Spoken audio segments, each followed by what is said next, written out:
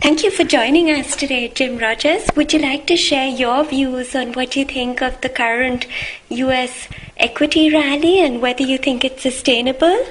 Yes, Ms. Blessing. I've explained several times this year that this is an election year in the United States, as you well know, and there are something like 40 or 45 elections over the next 12 months, including France, the U.S., Germany. So we have a lot of elections, a lot of politicians who want to be reelected. So there's going to be a lot of good news. The people who are receiving the money which is being spent and printed are obviously going to be much better off in the next year or so.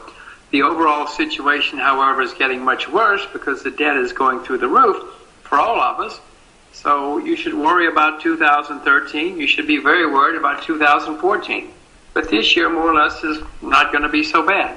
But so where should investors be investing in? I mean, some investors claim that in the context of valuations, that it still looks very attractive. On the other hand, protecting the downside risk of equities is expensive. So what are your takes on this? Well, I'm not sure how they judge that things are not very expensive.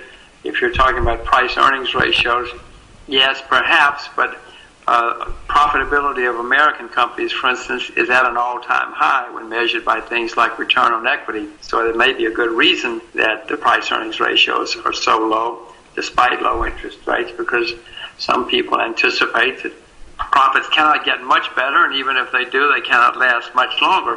You know, in America, we've had a economic slowdown or recession every 4 to 6 years since the beginning of the Republic. So you can do the addition by 2013 or 2014. We're going to have we're overdue for another recession. And if it comes, the market's anticipating that. That's maybe why price-earnings ratios are not so high. It's not that difficult to protect yourself. You can sell short, or these days there are ETFs which you can buy, which will give you protection on the downside. It's not that exciting. You said it's expensive to buy protection. I don't know why you say that, because it's not that expensive in the market.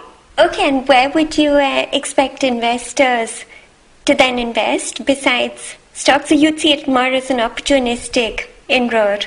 Well, everybody has to invest for themselves, and you should only invest in what you know about. You shouldn't listen to some guy on the radio or TV or in the press and make investments where he says. I mainly own real assets because if the world economy gets better, I'm going to make a lot of money because of the great shortages which are developing.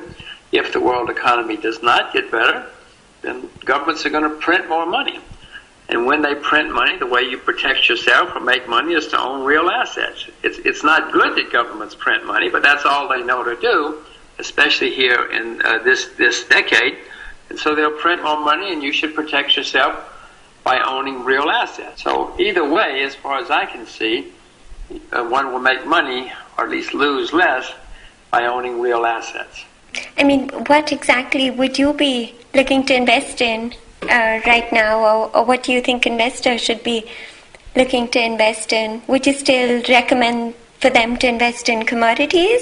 Well, as I said, nobody should invest in something unless they know a lot about it. And to repeat, I own commodities. I own real assets. That's where most of my investments are. I own some currencies as well. I'm not sure there are many currencies I would go and buy today, but those are the places that I have investments. There's going to be more currency turmoil in the next year or two. The largest creditor nations in the world now are in Asia: China, Korea, Japan, Hong Kong, Taiwan, Singapore. And you know who the debtors are and where they are. So you're going to see more currency turmoil as these imbalances are sorted out. So that's where I have my money. And do you believe China is going to be in a hard landing like some market participants think, or? Well, those market participants have been wrong for several years now. Someday, of course, China will have a hard landing. China is certainly going to have a hard landing in property, in real estate. They have been doing their best for 2 or 3 years to cool off real estate. They say that they're determined to do so. I suspect they will, with their parts of the Chinese economy. I mean, even if you see real estate developers in Shanghai going bankrupt, there are going to be other parts of the Chinese economy which will not even know people in Shanghai have problems because they're going to be so well.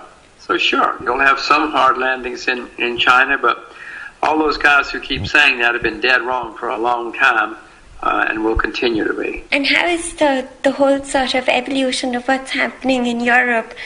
How do you think investors should be factoring that in? Do you think that's in fact an opportunity to acquire assets, or how do you see that? Well, I own euros, so I hope it's an opportunity. And I'm sure that if one wants to take the time and energy to examine many European investments, they're going to be great opportunities because everything has been beaten down. Lots of things have been beaten down in the last couple of years because of the euro situation. So I'm sure there are going to be some great opportunities. I'm not doing anything other than the euro because, as I said before, I'd rather own real assets because either way, I think I'm going to be protected. Okay, thank you very much for sharing your views with us today.